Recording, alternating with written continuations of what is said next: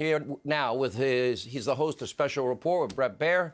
All right, Bret, now officials, what they're saying, they don't believe the outbreak was linked to any kind of man-made biological weapons program, according to your report, and they don't believe the contamination was intentional.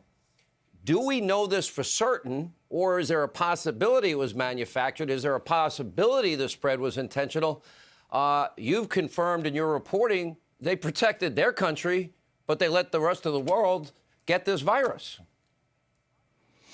Yeah, Sean, good evening. There's really zero confidence in the people I've talked to and publicly that this was a man-made virus. You heard Tony Fauci asked this question in a way about the lab in the White House task force briefing tonight, and he said that there are a lot of studies that show that it was transmitted from animal to human and that it was not genetically altered. That matches what our sources said and what we reported at the beginning, that they didn't think, based on the structure of the genome of the virus, that it was man-made. Now, the thing that is inconclusive is exactly about the lab, but more and more dots, both open source and classified, point right to the lab, and that's why we said increasing confidence. What there is 100% confidence of, and we've reported this, and now more and more officials are saying it publicly, is the level and extent of the cover-up China went to, and part of those dots fit into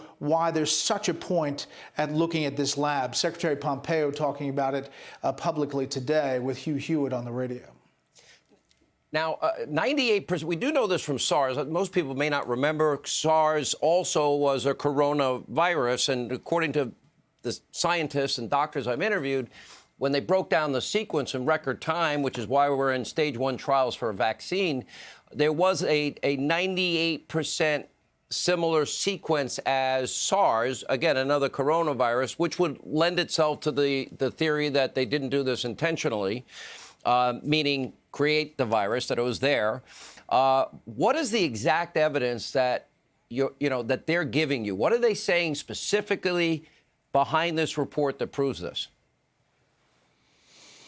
On the man-made part, yeah, well, they believe that this doctor, Shizheng Li, who was working in the Wuhan virology lab, was essentially working on antiviral and immunization efforts. That's what our sources are saying. That's what matches some of the reports that were out from the University of South China and others, that there were efforts to study these viruses in that very lab.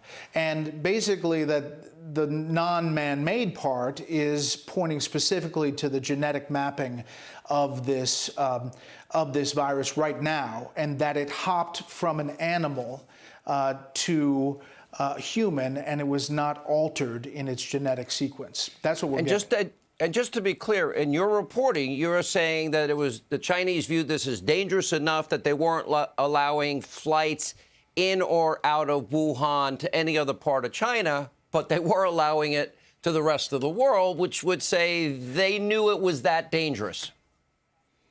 Well, then you look at other elements there, dots on the board, and that is how much they went to scrub all of the data. The fact that you can't find some of these doctors, including Shizheng Li, who was working on it. The fact that some of the samples were destroyed. The fact that just today, Sean, the Chinese government announced an increase in the death total in Wuhan by 50%. By 50%. What a joke. That's just today. Unbelievable. All right, Bret Baier, great job. Thank you for your reporting. Thanks for sharing it with our viewers.